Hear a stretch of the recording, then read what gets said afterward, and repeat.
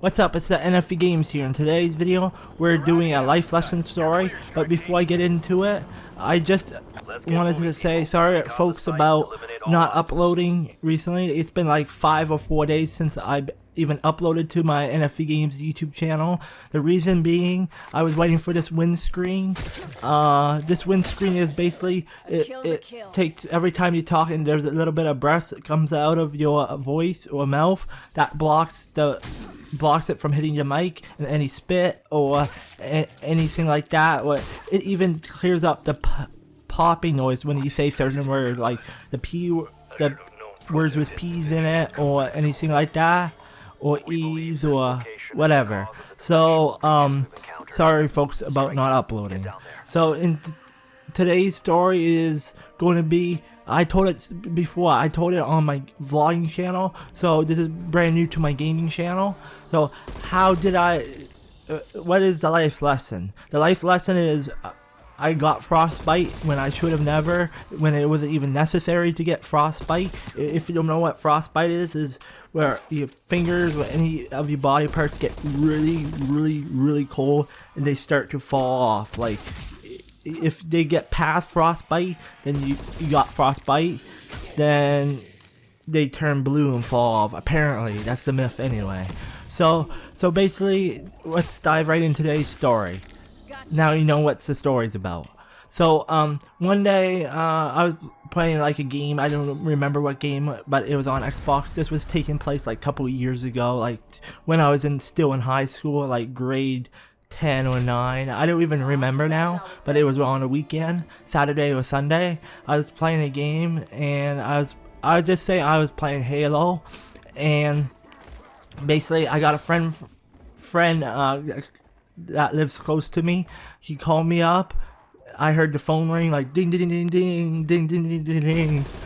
Not like that, but it was a house phone. Basically, he called me up. He said, "Hey buddy, wanna do some snowshoeing this weekend?" I guess it was a Friday night or during the week. Then he said, "Sure." I said, "Sure." That sounds like a blast, like really fun. So then the weekend came. I think it was pretty sure it was on Saturday. So he picked me up. I don't remember what time. Like I said, this was a couple years ago. So not years ago, but a couple years ago, if you know what I mean. So he picked me up. Back then he had a truck, like a Ford F-150. I think it was. Yeah, it was silver. Correct me if I'm wrong. I think it was silver, and got a thing on where you put stuff on, so you can put some ladders, because he's a carpenter for a living. So basically he picked me up in that, and he had the snowshoes already, so I didn't have any snowshoes back then. I still don't have any snowshoes. So basically he picked me up, we got some snowshoes. When we got there, we got ready. Like, I already had my snow pants on and winter jacket that keeps me really warm. So basically I put some mittens on. I had like really thin gloves, like they weren't even mittens, they were like more like gloves, like could fit your fingers in them really good.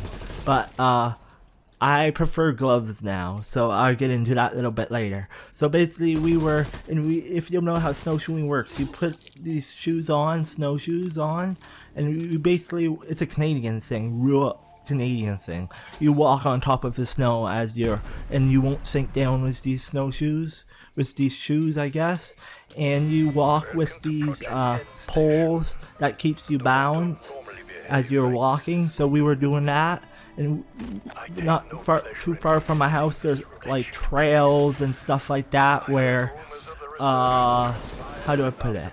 Where you walk in the winter time, and they keep it pretty well cleaned out.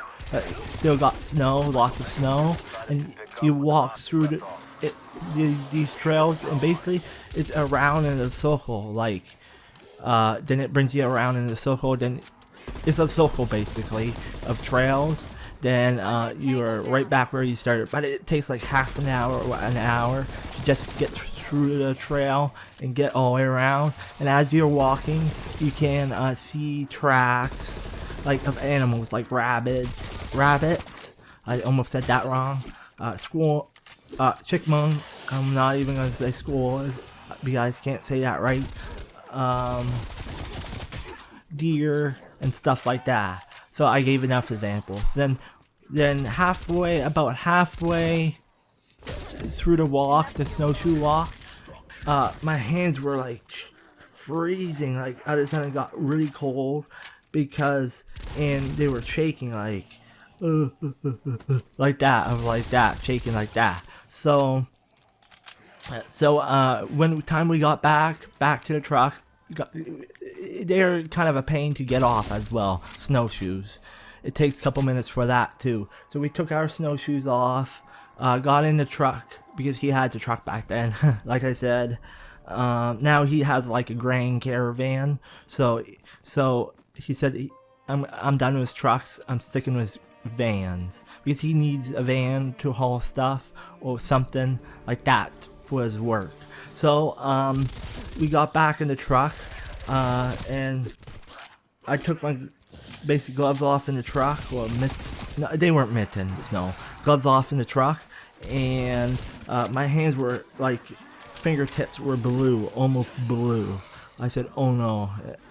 So I told my friend to turn the heat on full blast because my hands were a little bit shaking because of my hands were cold, and he said, sure buddy, and he turned heat on full blast, and I basically put my hands in front of the heat as it was coming out to hit my hands. And the trick is, don't heat when you got frostbite or any of your body parts are really cold, especially your hands.